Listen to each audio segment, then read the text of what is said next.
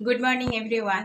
আজকে গণেশ চতুর্থী, কিন্তু সকাল থেকে আজকে বসে আছি, রান্নাবান্না করতে ইচ্ছা করছে না, ভালো লাগছে না। ঝকমক করে আজকে সকালে দুপুরেটা করে দিতে পারলে ভালো হয়।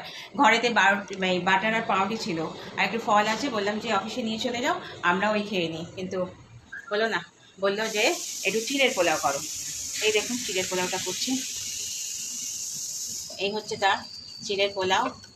আর সেই গাছের সেই কুমড়ো শাক বলেছিলাম, এই সেই কুমড়ো শাক করবো আজকে। আর একটুখানি মটর ভিজেছি, এটা হবে। আর দুপুরবেলা আমি আর মেয়ে থাকবো, তো সেখানে ওই তিল পোস্ত খাবো।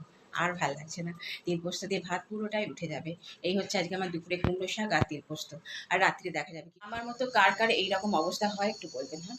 রোজ কারো রান্না করতে ভালো লাগে? আমার তো ভালো লাগে না, তো জোর করে করি তাই। কার কার আমার মতো হয় একটু জানাবেন তো, তাহলে আমি একটুখানি ভরসা পাবো। আবার দেখা হবে। টাটা।